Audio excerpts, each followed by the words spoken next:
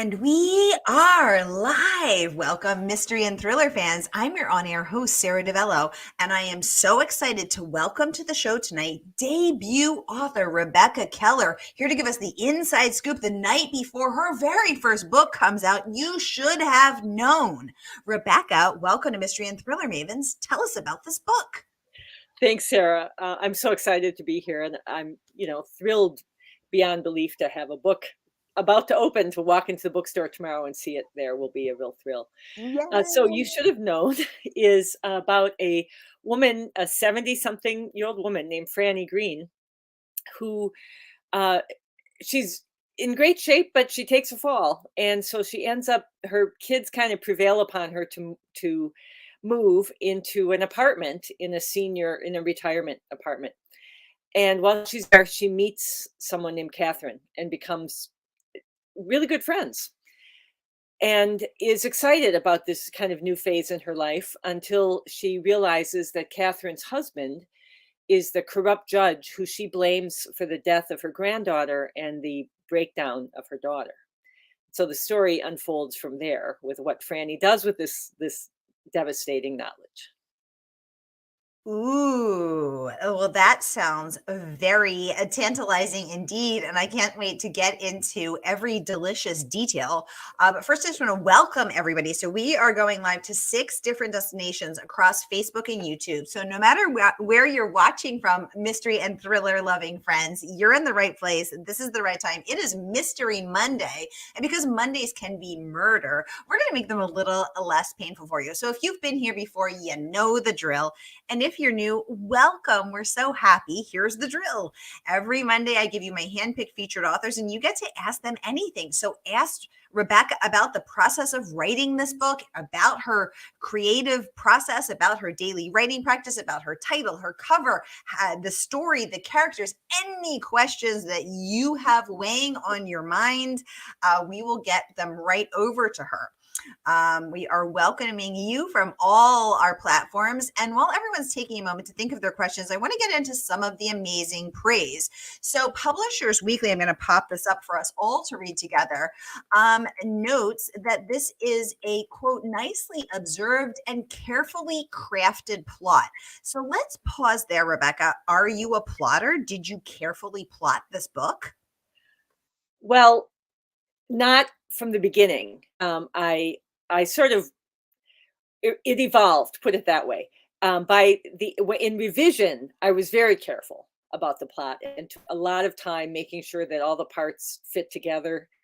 But at the beginning, I was sort of flying blind. The whole pantser versus outliner. I was kind of pantsing it, but as I revised later on, I made a number of changes to make sure that the plot was as tight as could be. And did the pantsing work well for you? Is that how you would do it again on the next book, or are you a reformed pantser? You're going to do it differently next time. What my process was, I don't think, I can't imagine outlining a book just from the beginning. Even if I have a pretty good notion, I might write a few, sort of make a series of notes. But once you get into it and get to know the characters, things change. And that's really what happened. I had kind of a set of themes, or kind of a few guiding ideas. But once the characters began to emerge, and once certain opportunity, I'd write something and oh my gosh, when I'd look back on it, I think that's an opportunity for a kind of delicious complication.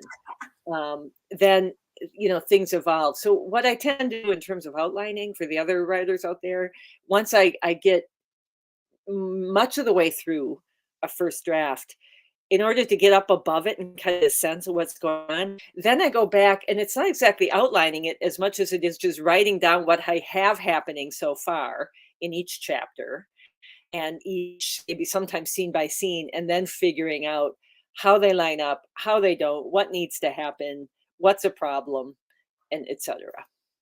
I like how you said you look for, quote, delicious opportunities. Yum. What if those delicious opportunities aren't presenting themselves? What if the plot is not moving forward? What if you're bored reading it? What if you're Mm. worried that you're boring the reader? What do you do about that? Well, I looked to character really, character and place. The setting is really unusual. It's at a it's in an assisted living apartment, and so setting really almost like another character. And I figured in a place like that, people are coming bringing all their histories, all their wisdoms, all their fears. They don't have a lot of time left, but it's a kind of closed, it's a semi-closed environment, and it's very struck me as a very particular kind of moment in people's lives. And it's a small enough town where there's also people bringing histories with one another to this place. So I kind of, once I really got into it, I recognized that I began to just sort of try to tune my ears for things that might crop up. And sometimes when I would do that and look backward, I realized things that were there that I hadn't noticed the first time through. And so then I would try to tease them out and see what opportunities do I need to create for this to be more delicious, more juicy, not just a suggestion, but to really move, to really add some spice. I love that. I love that. Barbara, welcome to the conversation. She says, congratulations on your book coming out tomorrow. So, Rebecca, how are you feeling? Are you nervous? Are you excited? What's going on over there? I'm thrilled, and I'm thrilled to see Barbara is an old friend. Hi, Barb. We went to high school together. So it's exciting to see that. Now, Barbara, did you think this woman was always going to write a book? Were you like, were you sitting in chemistry class thinking, Rebecca's going to be an author someday? Or were you surprised to see her book come out? Let us know what you think. And Rebecca, were you surprised that this book came out of you, or did you always know you wanted to be a writer? Well, so I'm a visual artist. My day job is I'm a professor. I'm an art professor, which means I'm also a visual artist. And I joke with my students that, I don't get enough rejection and work for no money as an artist. So then I had to start writing novels. I mean, it was a bit of insanity, but I have always had a pull toward making things, to being creative, and obviously as an artist or as a writer. And when I don't know, maybe 10 years ago, the idea of writing a book took me by the throat and wouldn't let go. And it was a different book than this. I finished it and learned a lot. Although I'm sure if I went back and read it now, it would be I'd cringe, but because I was learning, but because I'm stubborn, and because I decided that I really, this was something I wanted to do. I wanted to teach myself to do, and I wanted to get it out into the world and to make it be something that people responded to. I just kept plugging away at it. So I don't know if I knew it, but I do know that I'm stubborn, and I'm hardworking, and I'm determined and committed to something. So I figured I had a good shot just because of those things. But the publishing world it's challenging and it's capricious. So, I'm thrilled to be able to have this, happening. Yay. Well, Barbara says she can't wait to read it. And she shares that you used to bring her art in high school. We're going to need to know more about that. I love that. Sweet Liz, or Sweetie Liz, I'm not sure how Sweet Liz, I bet Sweet Liz, as in Elizabeth, I'm guessing, says, I didn't go to high school with Rebecca, but I am excited for the release also. Yay. We're all excited. Thank you for chiming in, Sweet Liz. And so you are a visual artist. What does that mean? Like a painter? I started as a painter. I do sculpture. I do a lot of things depending on kind of the nature of the project, but yes. Yeah. So Wow. I think you're our first author. I mean, author who's an artist, our first painter. Well, it takes a special kind of crazy. So Are you a oil painter, watercolors? Like what kind I've of painter? done mostly now. I started with oils, but mostly now I do acrylic if I'm making a painting. But I Wow. also, use clay. I use all kinds of things depending on the project. So yeah, I'm sort of a multitasker, multimedia. Wow. This is so cool. This is very, very cool. Barbara's saying, I love that you wrote a book and it is getting known. I love that you guys have been friends since high school and she's showing up for you now tonight, Rebecca. How wonderful. Well, it's the wonders of social media because we had sort of, lost touch. People move and etc. And on social media, we reconnected. So we haven't seen one another in years, but we kind of keep track of one another's lives. As I think it happens a lot. Social media can be so difficult sometimes, but it does its upsides. I love it. And I've reconnected with so many people on social media, and it is such a beautiful, fun part of it. Mhm. Rebecca, let's talk about some of the praise that your book has earned. So let's get over to Jeannie. Yeah. She says, "Who cares about the gentle death of an elderly woman in a retirement community? You will, desperately, as you dive into the marvelous mystery at the heart of You Should Have Known. This book kept me up past my bedtime, frantically turning pages, shocked and delighted by each new twist." So congratulations on that rave review from Abby. Um, oh my gosh, Jeannie. Every time I'm looking at it now, I have to remember Genie in a Bottle, the award-winning author of The Lightkeepers. So let's talk about it. How to keep Abby Jeannie up past her bedtime, frantically turning the pages, shocking and delighting her with each new twist. What do you think the secret to great writing is? Uh, well, I don't know. There's just one, but in this book, I think people get very invested in the character. It's not a traditional mystery in that it shows up on the first page and then the detective shows up. I love those kind of books. This just didn't turn into that. But I think it's very much, this character is really interesting. People really like her, and the setting is interesting. As I said, it's an unusual setting, and so people are pulled in because they're wondering, in this world, what's going to happen and what's going to happen to this woman. And you don't really know all of, it's common. You don't really know all of her backstory, but you do know that something's in the back of her head, and you can kind of begin to, you get invested enough where you wonder where she's going to go with the knowledge that she discovers about, the husband of her friend. So I've noticed, so let's talk about the setting, which you have described as a character itself. And Mhm. you're so right. We don't see many books. I actually can't think of any off the top of my head set in a retirement community. And I think that's sort of part of a larger cultural conversation about the invisibility of aging, of our elderly. Um, Absolutely. which is really interesting to me because I love older people, and I was so close to my grandmother. We spoke up to every day up into and including the day that she passed. I lived with her. I loved her endlessly. I miss her every single day of my life. And old people are really cool. They are just so full of information and wisdom and wit, and they've seen so much, so they always have great perspectives, and I love old people. So why did you set this book in a retirement home? Were you very close to a grandparent? Are you worried about aging? Are you thinking about our cultural conversation around aging? Give us the scoop on this character setting. Well, definitely, I'm thinking about the invisibility of older people, especially older women.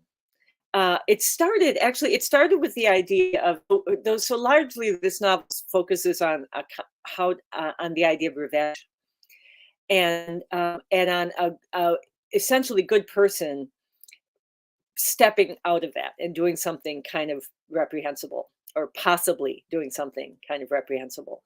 And it occurred to me that one of so I thought, who would be in what situation could create those kind of stakes? And being old is one of them, because on the one hand, you can probably get away with stuff because you are invisible, right? She recognizes that it's a kind of freedom. Yes. And so that's part of it. And the other thing is, in some ways, the stakes are higher because you have less time left. But also, I think in an early draft, I have her saying, "What are they going to do to me? I'm an old lady. If they catch me, if they catch me." So I think so. But at the same time, you know, what she didn't figure on is she can't stop being herself, which is an essentially really good moral person. So she is caught in this. She creates a real problem for herself in trying to fit, and actually kind of generates the mystery that she ends up solving. If that's not too obscure. I love that. And I like the line, that you created for your protagonist. What are you going to do to me? I'm an old lady. That's right. Yeah. And I like the idea of freedom, in that invisibility, because I think we think of invisibility first as something, not positive. Right. So that is, really cool to think of. Right. To reframe. Barbara's saying, I was an occupational therapist working in an assisted living, so I really can't wait to see how this goes. Oh, Barbara, you're gonna be you're gonna be kept all night like Abby Jeannie. And go ahead. No, go ahead, respond to that. Well, one of the things to your point about invisibility, we think that people, because they're invisible or because they're old, they don't have agency, that they can't do anything. Ooh. And maybe their scope is more limited, but as you know, with your grandmother, people can do things. And it kind of is a matter of making up their mind if they're going to do it, and finding the wherewithal. But just because they're old doesn't mean they're not capable. And so that in that invisibility, you can do a lot. Yes, capable of lots of things, and also capable of dastardly deeds. I don't know if you remember, a couple months ago there was an article in the New York Times that really got a lot of traction about a gentleman, I think he was 86, who had killed someone, this week in Brooklyn. And I think people were so shocked and talking about it because you don't think of someone of that age as a murderer, and yet he was. And then it was later revealed that this was actually his second murder, Well, I didn't catch that. Wow. Yeah, exactly. So, and maybe he was thinking, I'm gonna get away with this because what are you gonna do? I'm old, So I love this. Barbara saying, when she was working in the assisted living, she wondered about the individual stories individuals had. Right. She wondered about the stories individuals had. Exactly. Because they are a wealth of fabulous stories. And it's so great to see you bringing these forward, even in the fictional realm. Y'all, I want to pause and remind you that the book is not even out yet. So Rebecca's coming on today for this very special pre-launch event to give us the inside scoop on You Should Have Known. So you can pre-order tonight, and the good folks at Murder by the Book, our favorite woman-owned independent bookstore, will send it out to you tomorrow when the book drops. So here is that pre-order link. So no matter where you're watching from, on Facebook or YouTube, click and order. And you too can immerse yourself in the world of You Should Have Known. And then we can continue the conversation over in Mystery and Thriller Mavens, our free online Facebook group for mystery and thriller lovers, so we can discuss further. Let's hop back to some of this other amazing praise. Helene Tursten, author of An Elderly Lady Must Not Be Crossed, also had some wonderful words of praise for you, Rebecca, raving unputdownable. This plot is so beautifully crafted. Never underestimate an elderly lady. So interesting to know that this plot, beautifully crafted, was actually pantsed, beautifully pantsed, and so great to see your work resonating with so many different authors. Helene is not the only one to rave. Eliza Nellums, author of All That's Bright and Gone, as well as The Bone K, also chiming in with this praise. Let's take a look at it together. I'm going to pop it up on the screen. She says, this book winds and uncoils like a spring, keenly observed, bittersweet and wise, like getting coffee with a lifelong friend. You should be reading. So let's pause there and talk about this. Did you go to an assisted living facility and observe? What was your research process like?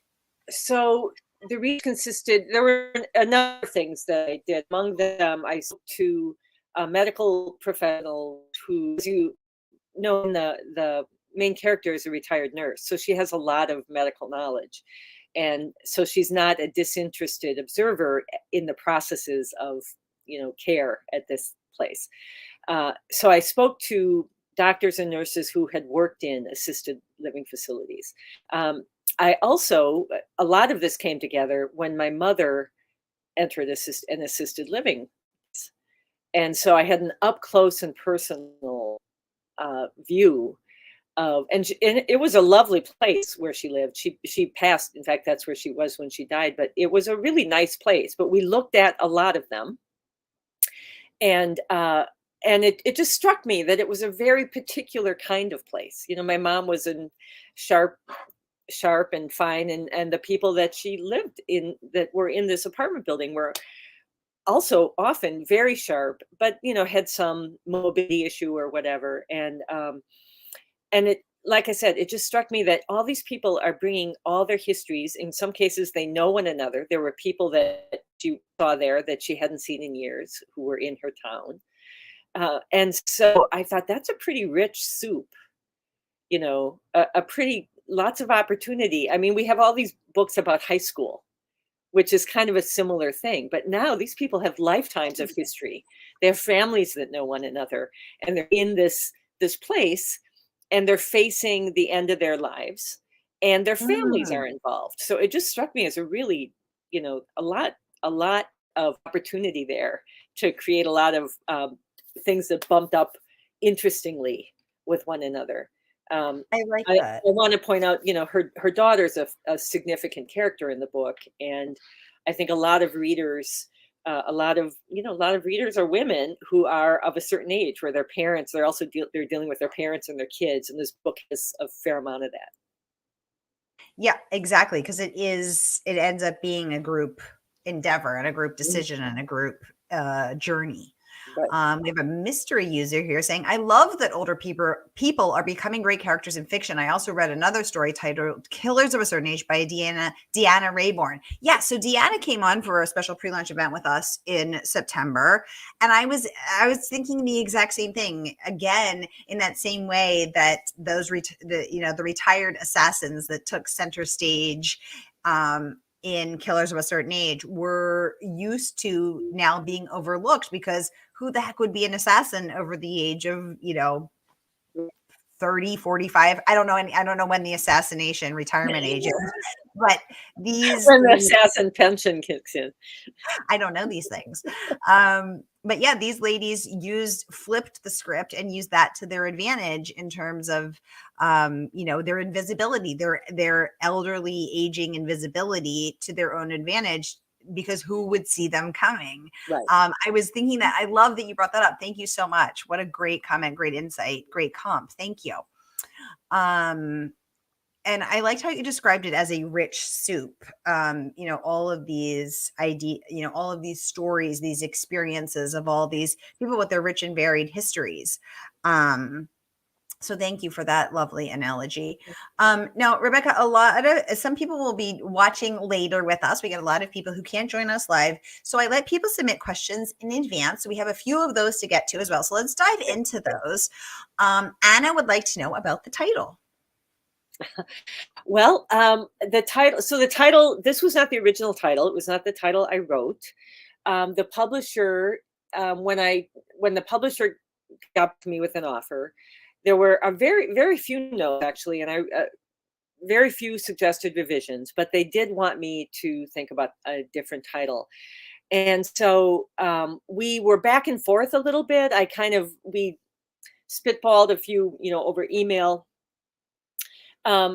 This is kind of an iteration of one of the ones I liked a little bit better, but the publisher really liked this one. So I figured they know their business, and they've been really wonderful to work with. Crooked Lane has been terrific.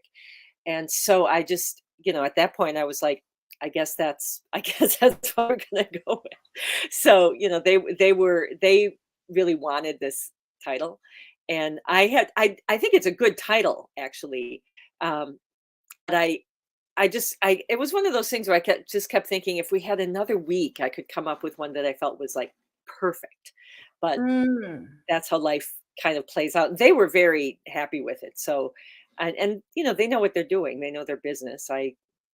Sometimes the title that I think sometimes you get so close to it as a writer that you have to trust people who have a little bit more business distance and a little bit more sense of the marketplace. So, Exactly. Someone would like to know, is this your debut published novel, Rebecca? yes, it is. It is. Yay. How long did it take you to write it? You know, I don't know if you've had other people say this, but I don't really know when I began it. Ooh, Um, interesting. I I have sort not. of, kind of started with this idea with a short story, and I sort of sketched it in and had this idea for a short story that it kept sitting in the back of my head, and I kind of thought this could be a book, and so I wrote a version of it. Um, and then had to set aside, as I said, I'm an artist, so it's my first published novel, but it's not my first published book. I've written a lot about art and things, so I had um, another project come up, a couple more publishing projects actually come up around writing about my own artwork or writing about other artworks. So I kept kind of working at it, but these other things absorbed a lot more of my writing time. It continued to marinate. I ended up rewriting the back half of the book like 3 times, in all honesty. So that's the downside of pantsing. I got some feedback that maybe something that the main character does was just too out of character, and so I had to sort of think about if I'm gonna change that, okay, what opportunities does it give me if I change it? If I'm not going to change it, how do I lay the groundwork to make it not feel like it comes out of left field?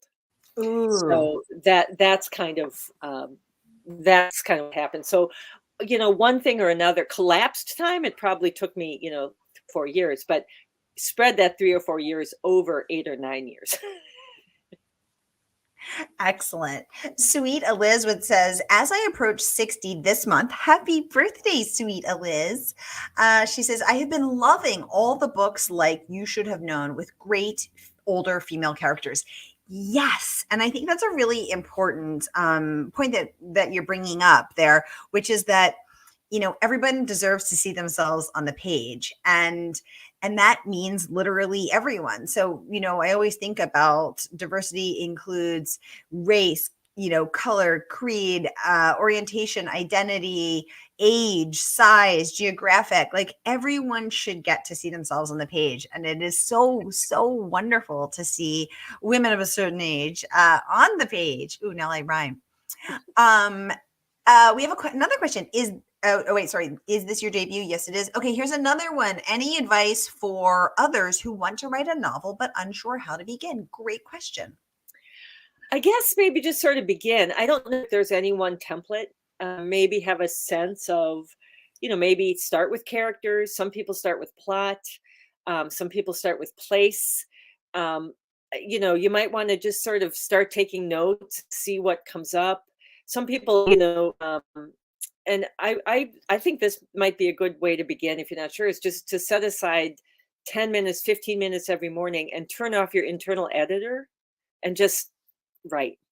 And if you do that for a couple weeks, you'll see what comes up. I think a lot of us um, we're so used to reading things that have been polished that we don't realize that you just need to get words on the page sometimes, and get into the habit of greasing that pathway, and turning off your internal editor, because nobody's first draft is good. I don't care if you're Hemingway. And so your first draft, if your internal editor says this is no good, it shuts down your imagination. So you have to just, kind of bypass that by just, getting things on the page. And then after some time, things will start to emerge, I think. That's actually a really, really good point about we're so used to seeing highly polished, finished works. And because nobody shares their, in the words of Anne Lamott, crappy first draft, and I'm softening that. Right. And the crappy first draft is real crappy. It's real lousy. It is messy. It is Yes. ugly. It is grammatically incorrect. It doesn't make sense. It has no plot. The characters are not believable. The names are stupid. The dialogue sucks. Like it is very, very messy. And so I think Yeah. Rebecca's advice to just start is really good.